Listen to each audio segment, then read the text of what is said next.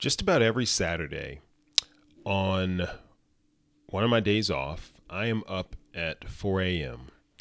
to spend time preparing this podcast, something that I don't get paid for, and that even if I didn't do, I wouldn't necessarily be punished in any way. Why would I do that? Before I explain and share how this question is related to balance and thriving in your life, let me explain a bit about motivation. Have you ever wondered how it is that you're highly motivated to do some things, but not as motivated to do other things, other seemingly more important things? Sometimes this difference can be explained through the distinction of where our motivation comes from. You see, when we're driven by something inside of us, which usually stems from things that we value or things that we are passionate about, we tend to be more motivated, and therefore we tend to go farther in our efforts to reach our goals. We see that the converse of this is also true as well. When someone tells us to do something seemingly important, if the motivation and the desire doesn't come from within, then we're less likely to follow through. And there are numerous examples of this, particularly in the health domain, which is why there's so much talk, an entire industry even, on adherence to healthy diets, consistent exercise. And you may be surprised to know that even in the health conditions that most directly relate to life and death, among those who suffer from chronic disease, approximately 50% of patients don't take their prescription medication.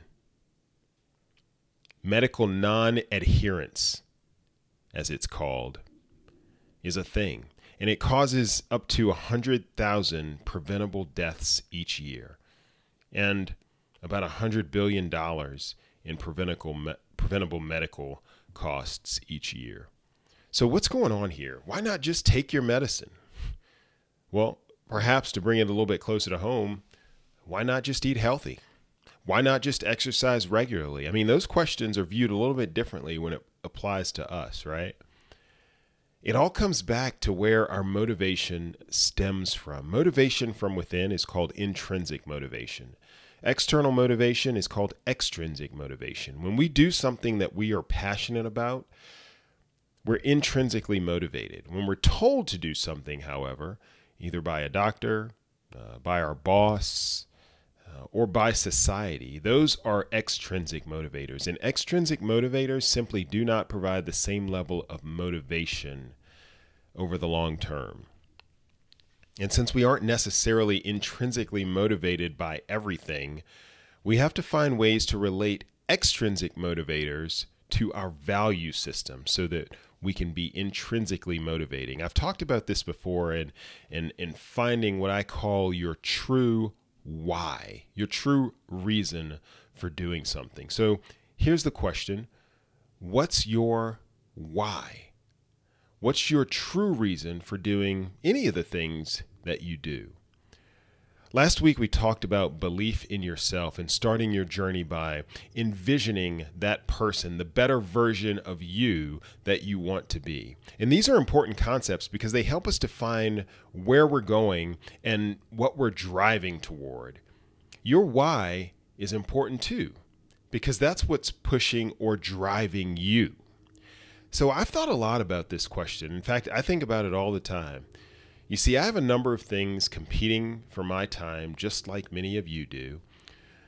But it's actually easier for me to justify some of the things that specifically compete with my time for family or with spending time with my family. It's easier for me to justify, for example, having to go to work each day when I think of balancing that with the demands of family. I mean, I have to provide for my family. And I'm somewhat invested in my career, right? And I actually love what I do in my military capacity. And it's also relatively easy for me to justify time away from the family to go exercise. You know, in our household, we all understand the importance of health and fitness. And frankly, the amount of time that I spend away from the family doing that, practicing health and fitness or exercising, is fairly minimal in the grand scheme of things. So those are two of the things that typically compete with my time with family, my job and the need for me to go exercise. But what about this work that I do? This also competes with my time with family, the TD fitness work, the work that I don't, at least currently, I don't provide any services through. It's all content production, the podcast, social media, all the other mechanisms of coming to you. I mean, why would I spend time on all of this? And more importantly, why would I take a couple of hours each week from the family to do this? Well, you all know how important family is in my life. So why would I do that? For the past couple of years, for me, this has been pro bono work, partly because the demands of my military career have kept me pretty busy these days, but also because I just have this passion to provide something for you, because I feel like I've been blessed in my life, and I am intrinsically motivated in that regard. I started this journey as a personal trainer over 15 years ago with the simple goal of helping others. You know, I've provided exercise plans. I've met people at the gym or in their own spaces. After a few years, though, I realized that the impact that I could have was ultimately limited. First, limited by my availability, and secondly, by the amount of hours in the day. I mean, I could only help a certain number of people. So that's why I started to create content that could be shared, putting a lot of this online. But I also realized that around that time that healthy living is about more than exercise alone. And that's why I sought to learn more about behavior change and ultimately was certified as a health coach almost 10 years ago now. And this has allowed me to help others with true lifestyle change. So for me, I want to be able to, when it comes to my why, I want to be able to use my talent, my skill, my education to help others. I want to do this because I view it as a gift and I want to be able to share that. I mean, who am I to keep this to myself, right? But I also use these opportunities such as this one right here and through this podcast to grow myself, to step out of my comfort zone and to work to be a better communicator. So those are some of the reasons why, right? Why I get up at 4 a.m. to work on my message for you. That's why I spend hours each week creating content that hopefully is helpful or beneficial to you. That's why I spend money on software, equipment, and assistance.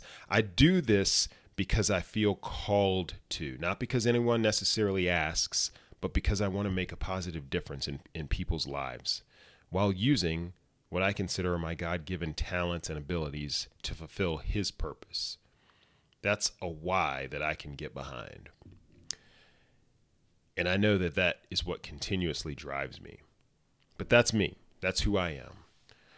The question I have for you is, who are you? What drives you? It's important to make your goals and by definition, your actions an extension of your values and the things that are important to you. Because the more you can relate your goals to things that you deeply care about, the easier it is for you to stay motivated. Remember, intrinsic motivation is important when you're trying to change behaviors, when you're trying to instill habits, when you're trying to grow in a particular area of your life. And we're talking about growth, like we always do, in the sense of balance with the many competing demands and competing things that you have in your life. Intrinsic motivation is also often more often associated with higher levels of adherence and consistency, meaning you're more likely to stick with a habit and grow if you're doing it for a reason that's important to you. That's why intrinsic motivation and internal desires are key. And that's why it's so important to identify what those true desires are for you. When your motivation is connected to those deep personal desires that are important to you, then you hardly have to worry about staying motivated. Lasting motivation comes from within. I do consider myself a servant at heart, just like many of you are servants as well. I don't use that word in a negative manner either. Serving in my mind is actually the highest calling. So when I refer to servants, I'm talking about anyone who sacrifices to provide for others. It can be military service, it can be first responders, it can be leaders of organizations, caregivers at home. Parents are servants, even children, sons and daughters. Almost all of us serve in some way. And it's important for us as servants to remind ourselves of our why. For those who serve, it's even more important. You know, there may not be a paycheck or any tangible reward in what you do, but it's the act of serving that's important. Not only does it bring us closer and closer to our true purpose in life, but it's also about the example that we set for others. I think about that a lot too. The example for your coworkers, the example you set for your subordinates, the example you set for your children and others who observe you. If you serve, then you're a person of influence. I'm here to tell you. And people are looking at you, trying to determine or decide if they want to be like you. I mean, what did I see my dad do? I saw him putting others first all the time. What did he see his father do? And what are my kids observing of me? Seth Godin is quoted as saying, "Enrollment begets more enrollment. Possibility begets more possibility. When we turn on lights for ourselves, we turn on lights for other people as well." I love that quote. Isaiah chapter 60 verse 1 says, "Let your light shine for all to see, for the glory of the Lord rises to shine on you." And one of my favorite quotes by Marianne Williamson: "Our deepest fear is not that we are inadequate. Our deepest fear is that we are powerful beyond measure. It is our light, not our darkness, that most frightens us." We ask ourselves, who am I to be brilliant, gorgeous, talented, fabulous? Actually, who are you not to be? You are a child of God. Your playing small does not serve the world. There's nothing enlightened about shrinking so that other people won't feel insecure around you. We are all meant to shine, as children do. We were born to make manifest the glory of God that is within us. It's not just in some of us, it's in all of us. And as we let our own light shine, we unconsciously give other people permission to do the same. As we are liberated from our own fear, our presence automatically liberates others. That is such a powerful quote. So look at the things that take most of your time in life, the things that compete for your time, and ask yourself, what's your why? Are you doing this thing for a higher purpose? Are you doing it for yourself? And that's not necessarily to say that that's selfish. Personal fulfillment is important too. Are you doing things for others? I mean, this is about understanding yourself better, getting the most out of life, and really reaching your full potential. And ultimately, it's about living a more balanced and a more well-rounded life.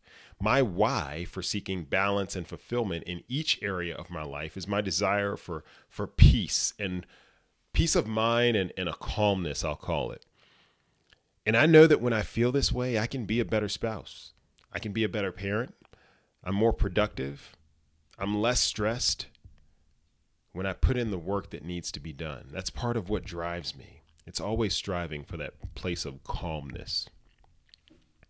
You know, we'll talk about your why as it relates to family and your why as it relates to health and fitness in future episodes. But in the meantime, I want you to consider this question. Why do you work? Why do you work? Do you work to live, or do you live to work? If you live to work, is that where you want to be? Is that what you want to be doing?